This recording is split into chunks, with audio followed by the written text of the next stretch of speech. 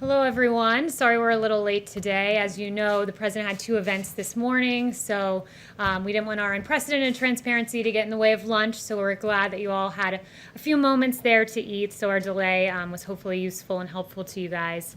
I have an announcement on the Trump administration's unwavering support for our farmers. Today, Secretary of Agriculture Sonny Perdue and Senior Advisor Ivanka Trump announced the launch of the Farmers to Families Food Box Program. This is a $3 billion program to support farmers and provide food to our most vulnerable communities. Senior Advisor Ivanka Trump and Secretary Perdue are doing very good work. Now I would like to focus on the Trump administration's unprecedented coronavirus response. Some have erroneously suggested that the Trump administration threw out the pandemic response playbook left by the Obama-Biden administration. What the critics failed to note, however, is that this thin packet of paper was replaced by two detailed, robust pandemic response reports commissioned by the Trump administration. So we exchanged this one, which I will hand over to my assistant, Lyndee, for these two pandemic response plans. In 2018, the Trump administration issued our Pandemic Crisis Action Plan, one of the binders that I just handed to Lyndee. Further, from August 13th to the 16th, the Trump administration conducted the Crimson Contagion 2019 functional exercise. This was a pandemic stimulation to test the nation's ability to respond to a large-scale outbreak. In January of 2020, HHS issued the Crimson Contagion 2019 Functional Exercise After Action Report. That was one of the additional documents that I just handed over. This exercise exposed the shortcomings in legacy planning documents which inform President Trump's coronavirus response beginning as early as January. And those legacy planning document shortcomings were, in fact, the papers that I just handed over that were provided to us by the Obama-Biden administration. For example, President Trump's Crimson After Action report highlighted that the Obama-era policy directive from November 2016, quote, and I'm quoting from the document, does not provide the requisite mechanisms or processes to effectively lead the coordination of the federal government's response. Instead, President Trump established the White House Coronavirus Task Force and put Vice President Pence in charge of the interagency response. These were effective decisions, and they undoubtedly enhanced our response to the coronavirus. Furthermore, what Crimson Contagion taught us is that President Trump was right all along about misguided economic and trade policies that left Americans vulnerable to pandemics. In June 2016, so many years ago, then businessman Donald Trump said this, quote, America became the world's dominant economy by becoming the world's dominant producer. I have visited cities and towns across this country where a third or even half of manufacturing jobs have been wiped out in the last 20 years. Today, we import nearly 800 billion more in goods than we export. This is not some natural disaster. It is politician-made disaster. That was then candidate Trump, who has now implemented those policies as President Trump. And this forward-thinking vision contrasted with that of President Obama, who said, quote, Trump just says, well, I'm going to negotiate a better deal. Well, how exactly are you going to negotiate that? What magic wand do you have? That magic wand was ripping up the Trans-Pacific Partnership. It was ripping up NAFTA. It was replacing it with the U.S.-Mexico-Canada agreement, a great deal for our automakers and our farmers. And it was ending China's predatory trade policies and negotiating a historic Phase 1 China deal. That is what this president has done. Yesterday, President Trump went to Allentown, Pennsylvania, and visited Owens & Minor, Inc. This was a clear example of domestic manufacturing at work. You saw this administration taking action to restructure and secure our stockpile of medical supplies. President Trump released a plan to restructure the Strategic National Stockpile yesterday, and he signed an executive order providing the authority to ensure America is producing critical goods necessary to build up our strategic stockpiles. The president's trip was an example of what he's been saying all along, that America must manufacture, that America must produce here in our interior. Additionally, the president launched Project Airbridge to bring supplies from all over the world to support America's frontline healthcare workers. The administration partnered with the private sector to secure donations and production of PPE and other medical supplies, and President Trump effectively leveraged the Defense Production Act, otherwise known as the DPA, to mobilize our country to manufacture and secure massive amounts of PPE and ventilators. Through Project Airbridge to date, more than 1.4 million N95 respirators have been delivered, as well as 921 million gloves, 17.1 million surgical gowns, and more. The Trump playbook and the whole of America response to this pandemic has far exceeded what this administration inherited. And finally, President Trump took action before the pandemic to anticipate and game plan such scenarios. President Trump streamlined the National Security Council in 2018 by creating a Counter-Proliferation and Biodefense Directorate.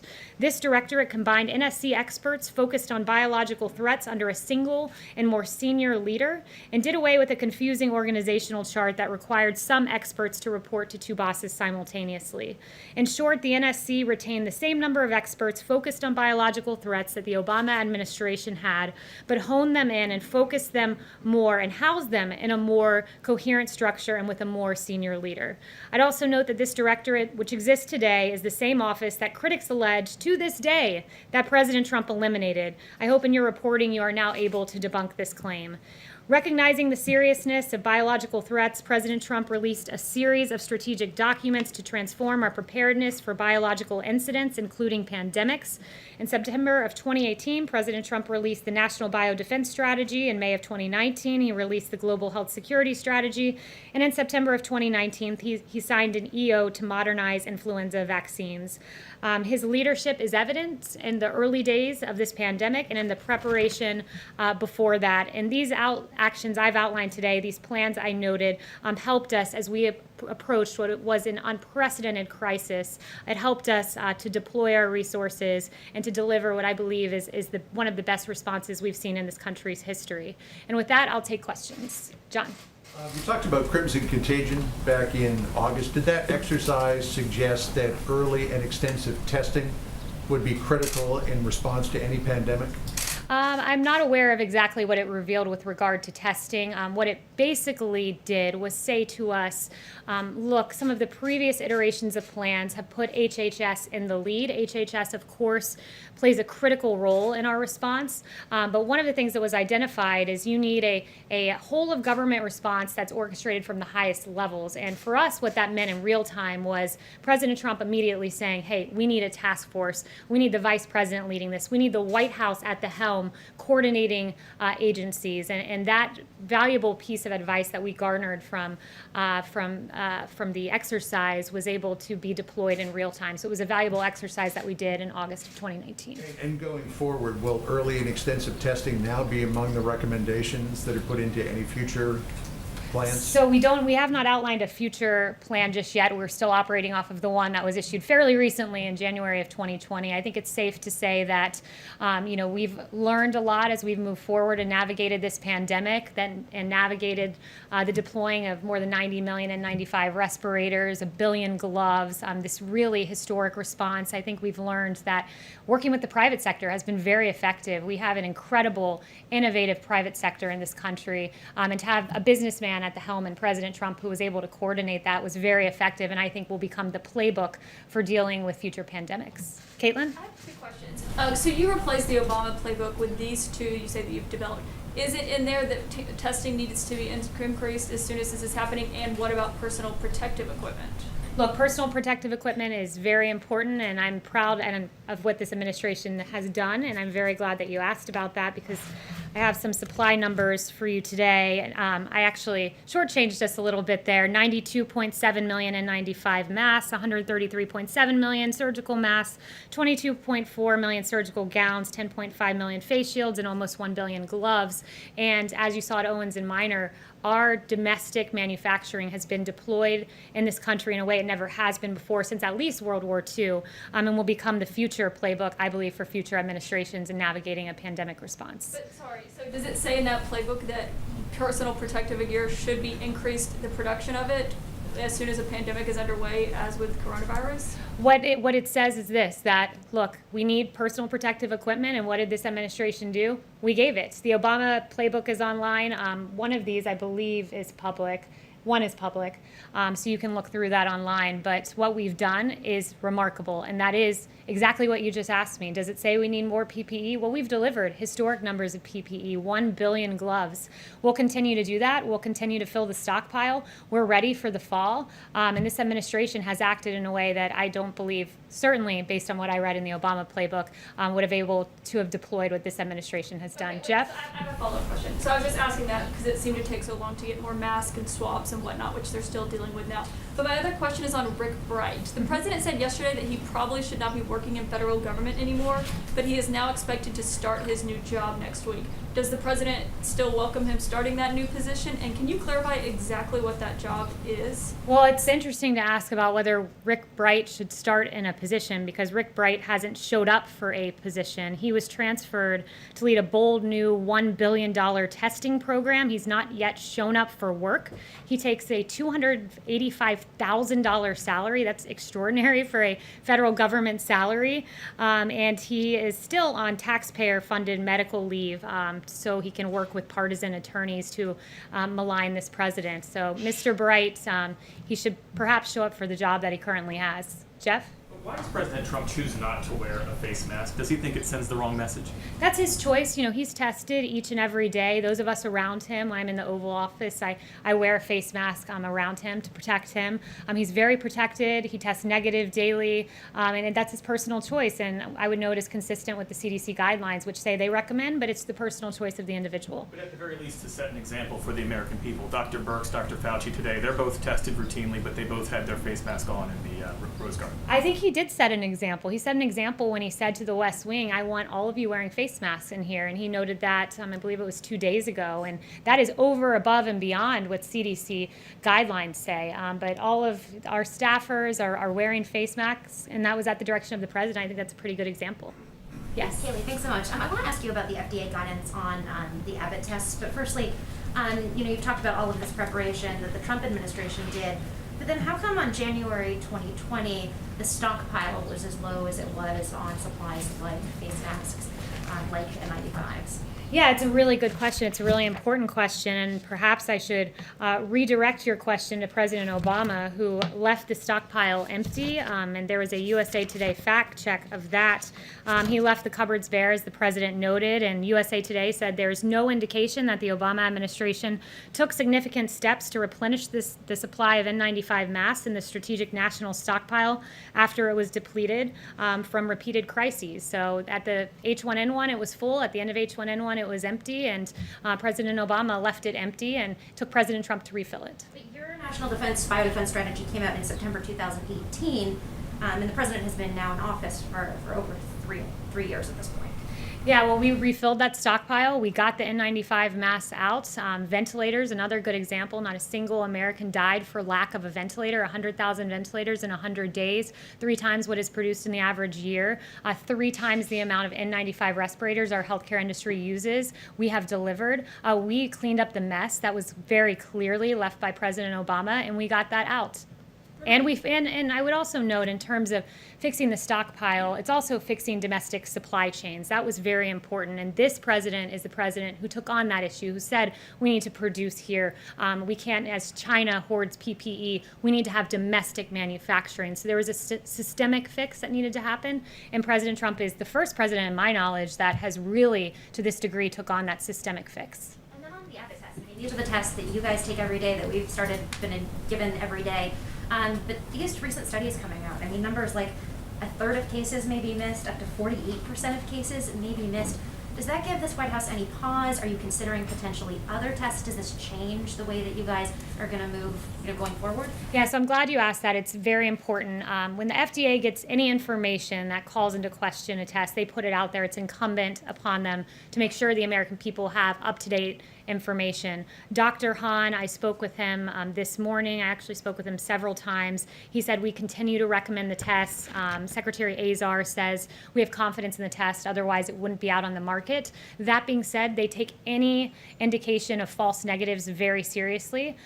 Some of these studies, Secretary Azar says he believes there was user error in them, meaning that the time transporting them might have affected the accuracy of the test. But to that end, what the FDA has said is that any negative test results that are not consistent with the patient's clinical signs, so if you're coughing, you get a negative test, it's an Abbott test, you should consider getting a second test. That's the guidance as of now. Yes. The president told Maria Bartiromo yesterday that he wasn't interested in talking to the Chinese President Xi Jinping right now. Why is that? Why would he not want to talk to him? He's very frustrated with China, and I'll leave it to the president as to when he does resume speaking with the Chinese leader. But look, China slow-walked this. I've shared with you guys before on human-to-human transmission. It was really important that the world knew of that aspect of the disease, but that information was slow-walked through the WHO. The genetic sequencing, likewise, was not given until a professor in Shanghai did so on his own. The president has repeatedly noted that, why are they letting flights out of China but not into China? These decisions put American lives at risk. Not just American lives, but lives around the globe. We know that this disease came from China, and why that information was not shared, some of the information I just suggested, is really unacceptable. So he's frustrated at this point, and I'll leave it to him. The president has quite often talked about having a warm relationship with President Xi. Is that now over? Has a chill set in? Well, I'll leave it to the president as to how to characterize their relationship. But, this is a president who, if anyone knows how to talk to China, it's him. He did get the Phase 1 China deal, $250 billion of purchasing of American products. It was a big deal and a big win for America, and it took President Trump to get that win. Yes. The president earlier in the Oval Office said that the Pentagon was developing a, quote, super-duper missile. Pentagon was asked about that shortly after the president made his remarks and declined to comment, referring it back to the White House. So I'm wondering if you can say what the president was describing. Yeah, I would just refer you back to the president remarks in the Pentagon. I don't have any new information on that at this point. Yes. Can you clarify, Kayleigh, when did the administration start replenishing the stockpile of PPE?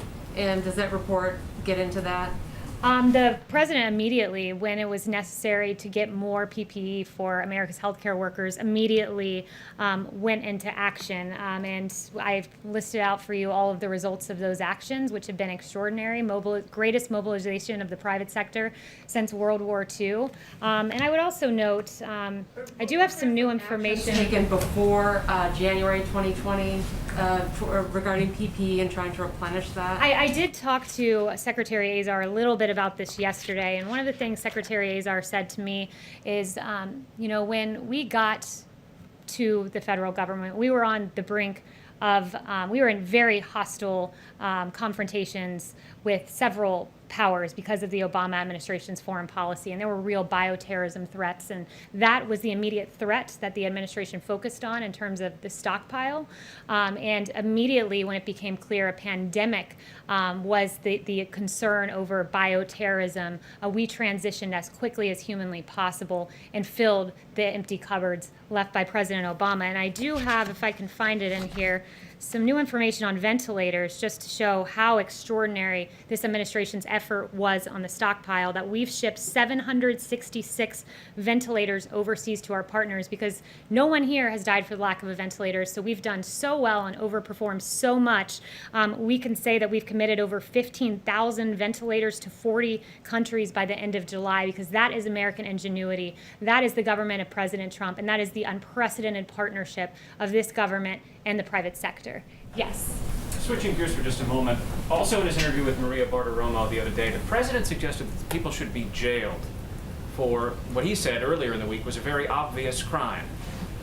You're an attorney and the president's spokesperson. Perhaps you could lay out the elements of this crime. What crime was committed and in what way? I assume you're referring to the Obama administration and the unmasking and... What the president calls Obamagate. What is it? What are the elements of that crime? Yeah, I'm really glad you asked because there hasn't been a lot of journalistic curiosity on this front, and I'm very glad that you asked this question.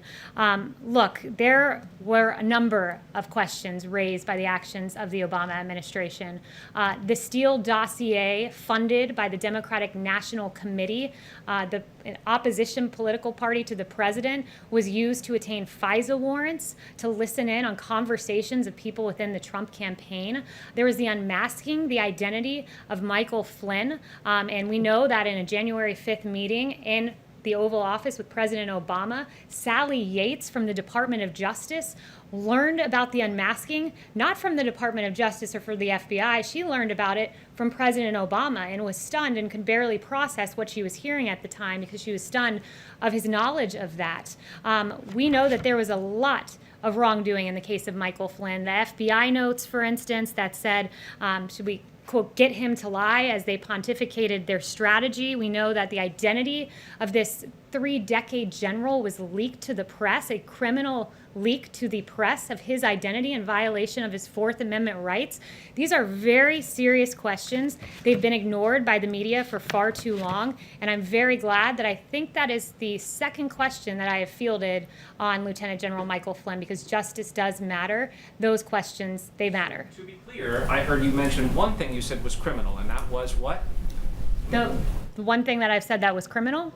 The leaking of his name and the very real questions that have been raised. But if you want to start talking about wrongdoing in the administration, happy to go through Andy McCabe leaking to the Wall Street Journal and then lying about it. Happy to talk about James Clapper lying before Congress, saying the NSA does not monitor phone calls. That was an inaccuracy, to say the least, if not a lie. And John Brennan telling Congress that the bogus Steele dossier played no role in the Russia probe, when in fact we know it did and was the basis of attaining FISA warrants. So there's a lot of mistruths there that were said, many of them under oath. So I would point you to those and the many other real questions that I hope you all will pursue. So the president's view that those people should be jailed, the people you just mentioned. I never said that. Those are your words, not mine. But perhaps you should look into it and get me some answers. That is, after all, the job. That is, after all, the job of reporters, to answer the very questions that I've laid out, and I hope you guys will take the time to do it. And I also find it interesting, if we want to start talking about fabrication of crimes, we can litigate that case pretty publicly with James Clapper, who said what President Trump did with Russia pales, that Watergate paled in comparison. We can talk about Eric Swalwell lying and saying President Trump was working on behalf of the Russians. We can talk about Hakeem Jeffries lying and saying the president was a Russian asset. We can talk about Schiff saying there was ample evidence of collusion in plain sight when in fact there was not. We can talk about Mark Warner saying there's enormous amounts of evidence of collusion. We can talk about a CNN historian who said there was a smell of treason in the Trump-Russia probe when in fact for 3 years you all talked about collusion and there was none. And it was a huge injustice, not just to this administration, but to the American people who deserve truth, not the alleging of absolutely false allegations against this president. Yes. Thank you, France has Kayleigh. pushed back against the comment by the CEO of Sanofi that the United Sorry, 1 second. I can't really. So I'll get to you next. Go ahead. France has pushed back by a comment by the CEO of Sanofi that the United States would be first in line for a vaccine if that firm develops because of initial funding by BARDA. Does the administration think that the United States should receive the first doses if Sanofi does discover that vaccine?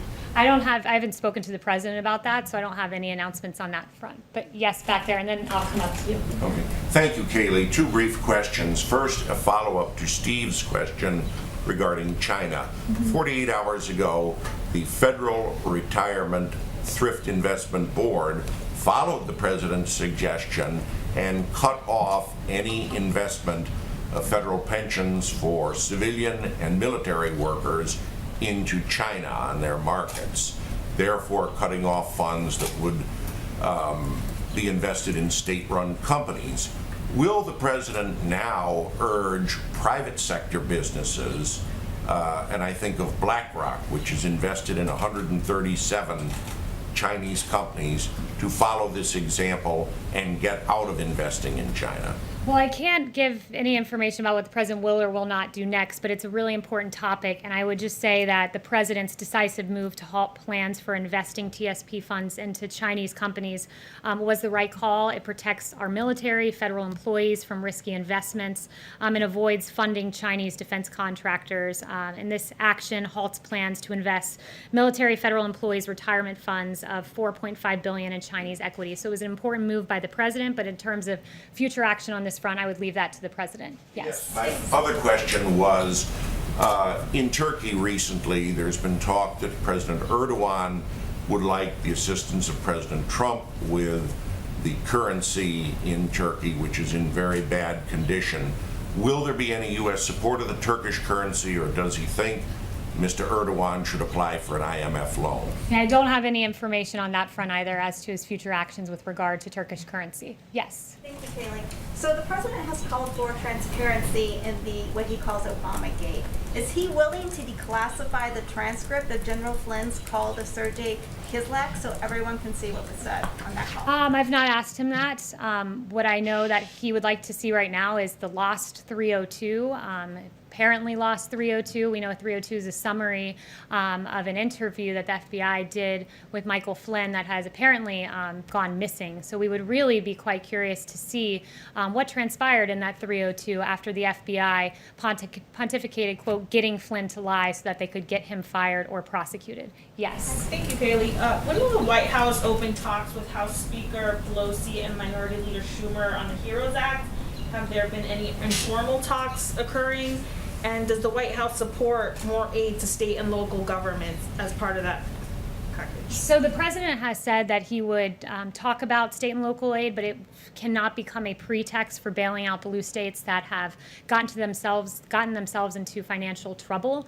So while he's open to discussing it, he has no immediate plans to move forward with the phase 4. He said something he's looking at, but he wants to take some time to consider what should be in it. The Pelosi bill has been entirely unacceptable. For instance, one of the things that I found really funny in her bill was she requires that the president appoint a medical supply response coordinator who would serve at as the point of contact for the healthcare system, supply chain officials, and states on medical supplies. I don't know if Speaker Pelosi has just not been paying attention while she's been out in California and we've been here working, but I happened to be sitting by this so-called medical supply response coordinator on Air Force One yesterday. He's been around for quite some time. His name is Admiral Polovchek. So Polovchek is who's coordinating this, and perhaps she doesn't know that because Admiral P has been doing this for quite some time, but that's just an example of how quite odd the Pelosi bill is, packed full of liberal wish lists, like ensuring that illegal immigrants, for instance, get direct payments because they're not looking at Social Security numbers to verify that taxpayer dollars are going to actual taxpayers. So elements like that are non-starters, and then there's just really curious elements that really suggest if the speaker is even paying attention. Chanel. Thank you, Kayleigh. But going back to the HEROES Act, the Speaker Pelosi presented it today for a vote, and you have members of her own party coming in and saying this is Washington politics at its worst.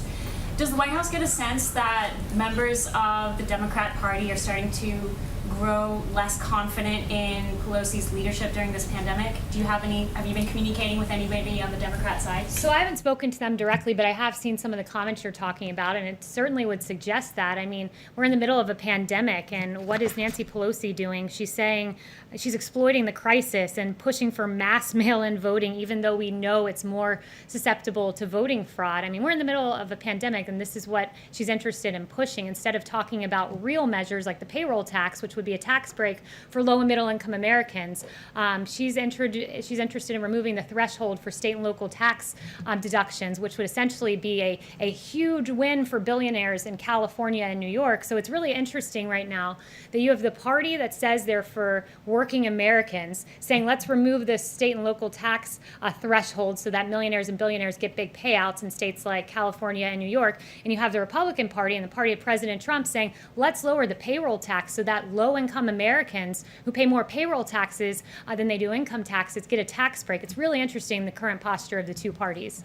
Yes. Obama. Can I ask a question about Obama's stockpile? Was there at any point any knowledge that when the transition between the Obama administration into the Trump administration, did anybody from the Obama team brief the Trump administration about the depletion of the national stockpile?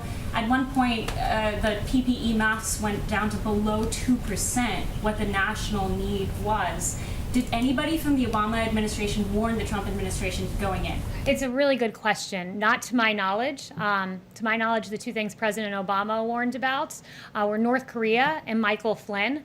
But what I do know is this: the Obama administration wasn't throwing ventilators into the stockpile. They were unmasking Lieutenant General Michael Flynn in the waning days of their administration. Yes. Thank you, Kayleigh. The president has, on the subject of the payroll tax cut, the president has said that that should be a part of the next stimulus bill, but he's also indicated that there are discussions for more direct payments. So does he favor one or the other, or does he think you can do both? He hasn't indicated that anything is a condition or a starter or a non-starter. He's floated some ideas that he'd like to see in a phase 4. I mean, at this point, I think he's looking closely at what we need to spend if a phase 4 does occur. These are taxpayer dollars. He wants to move forward wisely, but I haven't heard of any particular thing being a condition, a starter, or a non-starter, other than the fact that the so-called HEROES Act is certainly a non-starter. Yes.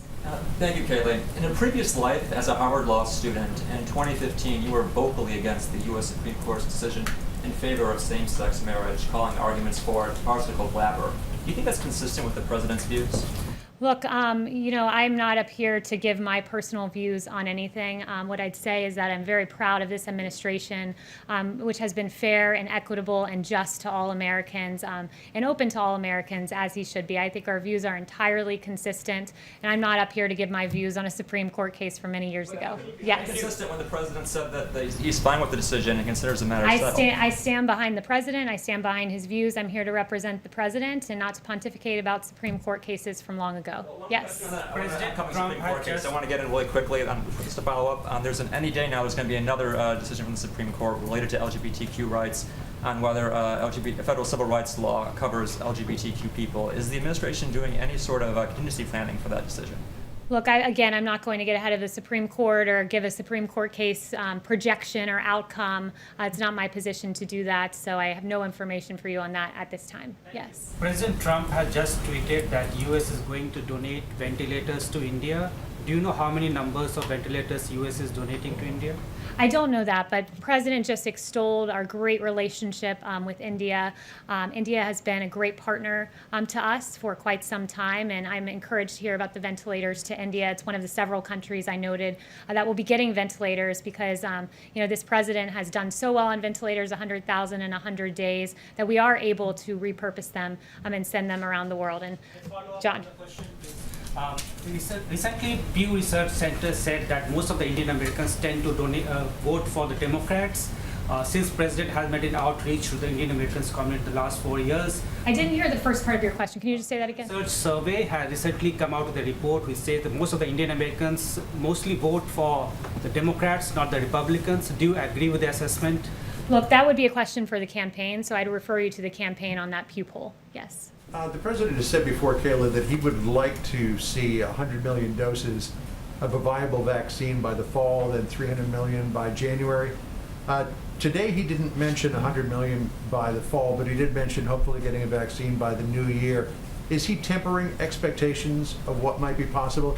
Is he still hoping for 100 million doses by the fall? No, this president is not tempering expectations. In fact, I think we should be very encouraged about what we heard today from Dr. Salawi, that the early data from clinical trials for coronavirus vaccine data makes him confident that we will have a vaccine by the end of 2020. Operation Warp Speed is a great new innovative operation that I think will take us to getting a vaccine, as Dr. Salawi said, in short order. In consultation, he's doing this, of course, with the 4-star General Perna is his name, and it's going to be a great effort. And I think by the fall we will see one, as has been predicted. This president wants to see one processed as fast as humanly possible, and I would note that he got us into phase 1 clinical trial faster than Dr. Fauci had ever seen in the history of his career, and that's because this president has really put the fire under the private sector and under the FDA to get 92 emergency use authorizations for testing, get to phase 1 clinical trial faster than ever before, and we can thank President Trump for being at the helm of all of this. Thank you all. I think I got like 2 questions from each of you, so I enjoyed speaking with you all. Have a great weekend, and I like your pink blazer, Caitlin. Thank you.